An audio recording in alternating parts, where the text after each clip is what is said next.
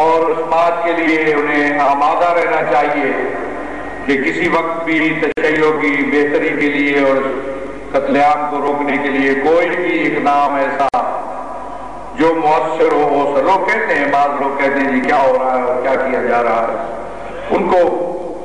انہیں یہ معلوم ہونا چاہیے کہ کام ایسا ہونا چاہیے جو پر حکمت ہو، دانائی والا ہو، جس سے قوم محفوظ رہے، قوم کے لیے مشکلات پیدا بھی نہ ہو. دشمنوں کی جو سازشیں ہیں چاروں طرف سے، ان کو بھی مد نظر رکھا جائے. صرف ایک بات نہیں ہوتی. وہ اجتماع جو مفتی صاحب کے زمانے میں ہوا تھا سن 80 میں، اس سے 2 برابر اجتماع میں چند دنوں میں کر سکتا ہوں. میرے اتنے رابطے ہیں لوگوں کے ساتھ، اور اتنا میں جا چکا ہوں لوگوں کے پاس. کوئی گاؤں ایسا نہیں ہے جہاں تک گیا ہوں، کوئی گھر ایسا نہیں ہے جہاں بلایا انہوں نے میں نہیں گیا. مجھے کسی اشتہار کی اور کسی کال کی ضرورت بھی نہیں پڑے گی، پیغام پر پہنچانے کی ضرورت ہے. لیکن یہ اس وقت ہونا چاہیے جب اس کے لیے حالات سازگار ہوں، جب اس کے حصے نتائج جو ہیں وہ ایسے ہوں جو ضروری ہوں، ایسے نتائج جن کا جو فائدہ بخش ہو، نتیجہ بخش یہ اقدام ہو. اس وقت یہ ہونا چاہیے، اور انشاءاللہ یہ ہوگا. قوم کو اس کے لیے تیار رہنا چاہیے. کوئی مشکل نہیں. جو پرابلم نہیں ہم بھی دیکھ رہے ہیں. مجھے اس ملک کی فکر ہے جو کچھ ہو رہا ہے اس ملک کے اندر. یہاں میں اب کیا بتاؤں، تفصیل کا وقت نہیں ہے. کتنی قسم کی دہشت گردی ہے اس ملک میں، لوگوں کو اتنا بھی پتہ نہیں ہے. ایک وہ ہے بدامنی جو ڈرون حملے ہیں اور طالبان ہیں اور القاعدہ ہے اور فلاں ہے، افغانستان ہے اور پاکستان کا بارڈر ہے. اور یہ وہ کیا ہے، اس کی حقیقت کیا ہے، بین الاقوامی طور پہ کون سی وہ گیم ہے جو اب کھیلی جائے. پہلے ایک گیم تھی، اب وہ ختم ہے، اب دوسری گیم ہے. اس میں نہیں ڈالنا چاہتا آپ کو. یہ بین الاقوامی باتیں ہیں.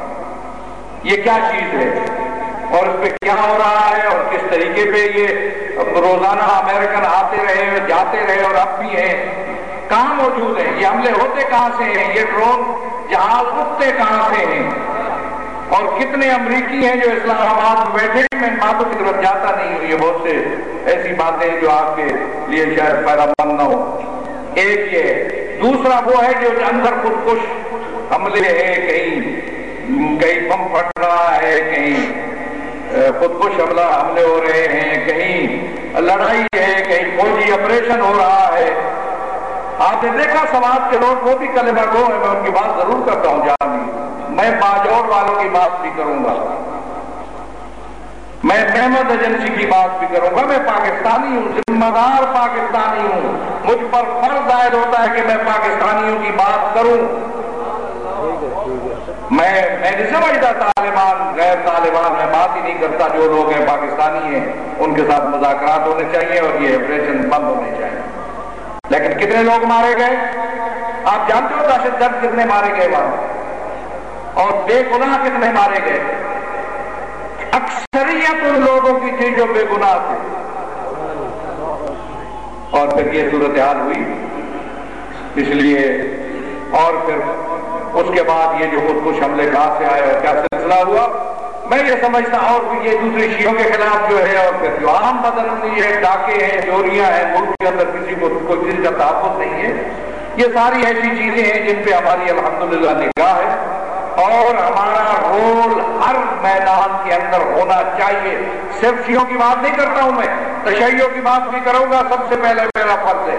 لیکن عالم اسلام کی بات بھی کروں گا، پاکستان کی امت مسلمہ کی بات بھی کروں گا. پاکستان کے سیاسی جو حالات ہیں، یا جو امن و امان کے حالات ہیں، یا جو اقتصادی حالات ہیں، جو پریشانیاں ہیں عوام کے جو مسائل و مشکلات ہیں، ان کی بات کرنا بھی میری ذمہ داری ہے. وما حفظ اللہ علی العلماء اللہ یقاروا ولا قزت ظالم ولا صغب مظلوم.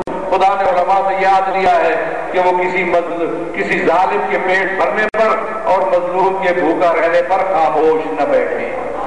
اذان ہو رہی ہے. خدا آپ کا حامی و ناصر ہو. انشاءاللہ اللہ تعالیٰ ہمیں سرخرو فرمائے گا. میں نے ابتدا میں جو آیت تلاوت کی ہے کہ ولا تہنوا ولا تحزنوا، گھبراؤ نہیں،